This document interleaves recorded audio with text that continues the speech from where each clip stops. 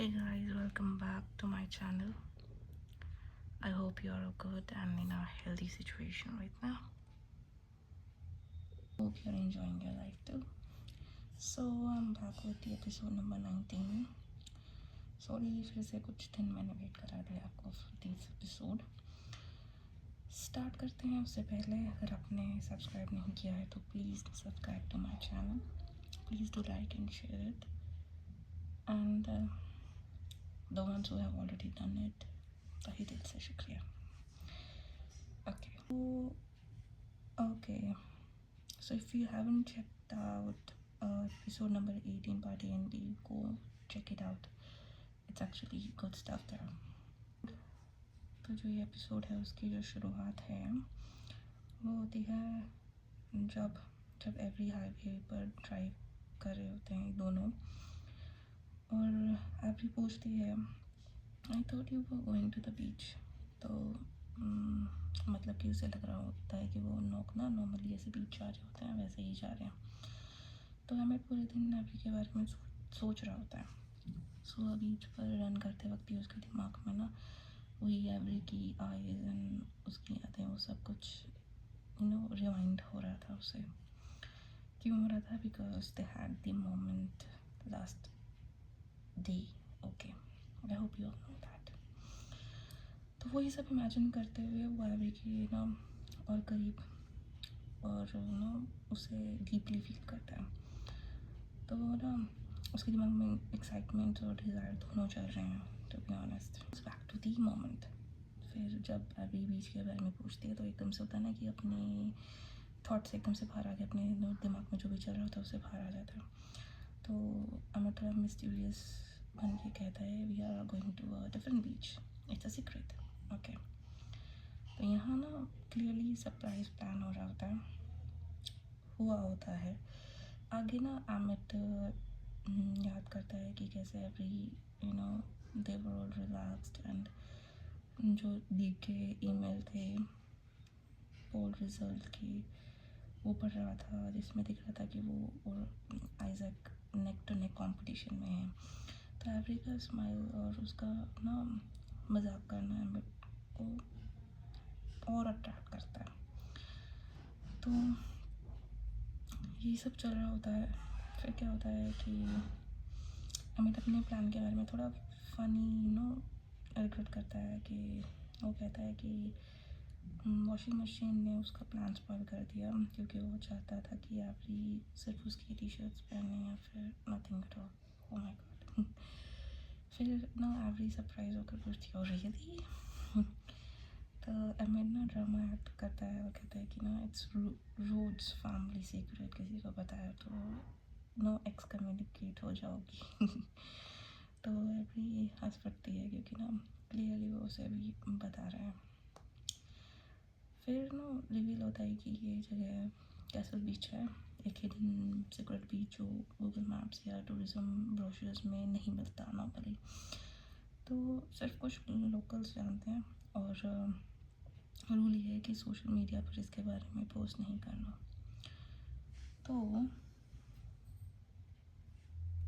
अमित के लिए एवरी को यहाँ लाना स्पेशल मोमेंट है. वो फील करता है कि एवरी उसकी लाइफ जैसी क्लोज है. तो वो उसके पेरेंट्स को जानती है, स्पेशली उसकी मॉम के करीब है, इसलिए वो अपना फैमिली सीक्रेट्स के साथ शेयर करना चाहता है एक्चुअली. वो मजाक में बोलता है we are getting married so it's fine. तो मतलब कि अगर तुम सीक्रेट्स जान लो फैमिली के तो इतनी बड़ी बात नहीं है. तो दोनों एक सीक्रेट वाली लेंस शेयर करते हैं. क्यों ड्रामेटिक मोमेंट होता है. तो हाईवे से डर्ट रोड पर टर्न करते हुए एक्चुअली हाईवे से डर्ट रोड पर टर्न करते ही एवरी हैरान हो जाती है. क्यों? क्योंकि उसे पता ही नहीं था कि ये रोड भी एग्जिस्ट करता है. अमित कहता है कि I will surely bring you again. तो कार पर जो कार होती है पार्क करने के बाद वो टेक आउट और बीच ब्लैंकेट लेके ट्रेल से नीचे बीच की तरफ चलते हैं. अमित पर्पसली उसका हाथ पकड़ता है इवन तो एवरी खुद चल सकती थी, बस उसे ना एक्सक्यूजेस चाहिए नॉट टू टच हो। जैसे ही वो ना सैंड पर पहुँचते हैं, एवरी रुक कर कहती है वाओ। तो अमेजिंग सा व्यू होता है उनके सामने, स्पार्कलिंग वाटर, फ्रेश ब्रीज, छोटा सा प्रोटेक्टिव कोव, और ना पूरा बीच सिर्फ उन दोनों के लिए। बड़ी अमेजिंग सी बात है यार। पॉपुलर क्वींस कोव से काफ़ी बेटर है जो आज हाँ जो एक्चुअली नॉर्मली होती है उससे काफ़ी पॉपुलर। तो एवरी ना इमोशनल होकर कहती है the sky looks so beautiful, we live in the most beautiful place. Okay, तो ये होता है यहाँ पे। फिर आगे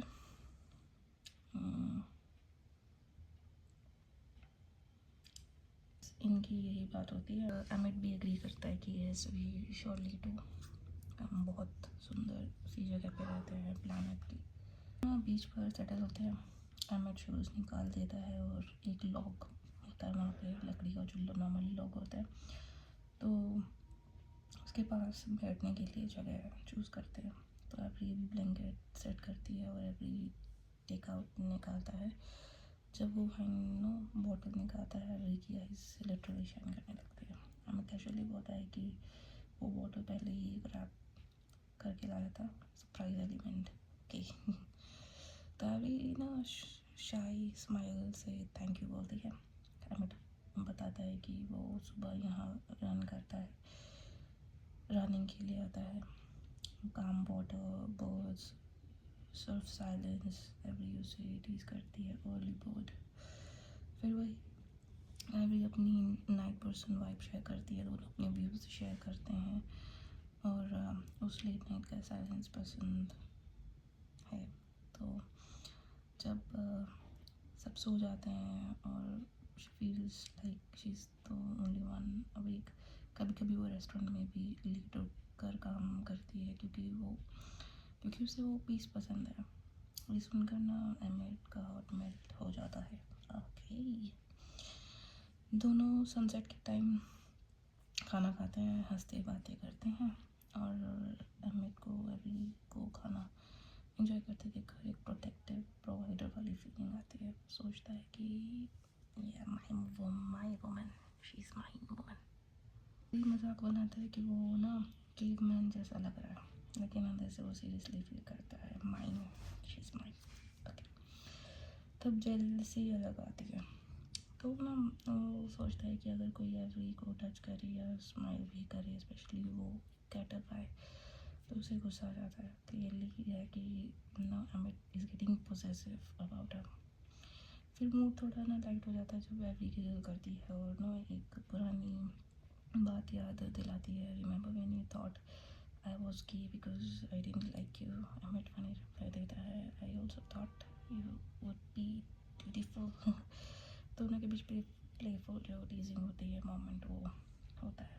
तो होता है ना कि इतना टाइम हो गया दोनों को साथ में रहते रहते, so you know they are, एक रिवाइंड चल रहा है उनकी, पॉज हो के एक रिवाइंड चल रहा है कि देखो हम यहाँ से भी आए थे, हम ये भी बात करते थे, हम ये भी करते थे। नॉर्मली कपल्स के साथ ये होता है। तो आगे क्या होता है, तो जो एवरी है वो सैल्मन निगरी का एक ना और पीस खाते हुए टीज करती है the joke was on you, ऐसे कुछ होता है। तो एमिट मान लेता है इट शो वाज। तो यहाँ एमिट के दिमाग में ना डीप रियलाइजेशन चल रहा है। उसने सोचा था कि जो अरेंजमेंट उनके बीच हुआ था वो सिंपल होगा, थोड़ी social media photos, lawn papers पर साइन और फिर एक अलग रास्ते दोनों के इजी इमोशनलेस, लेकिन रियलिटी बिल्कुल अपोजिट हुई है। तो अब एमिट इमेजिन ही नहीं कर पा रहा है कि अभी उसकी लाइफ से निकल जाए। लाइक वो चाहता है कि वो रोज़ दी एबिटर्स जाकर उसके साथ लंच करे लाइफ टाइम तक। वो एक्चुअली चाहता ही नहीं है कि वो उसकी लाइफ से निकल जाए।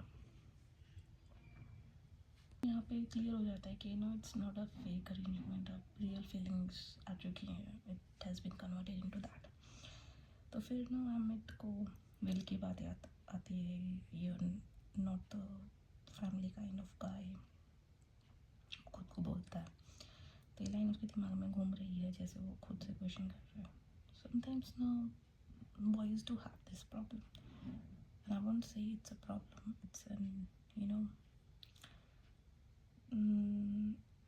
when someone is not able to express, you know, girls में women's में होता है कि we do express a lot, but men somewhere lacks in that, so they always doubt themselves.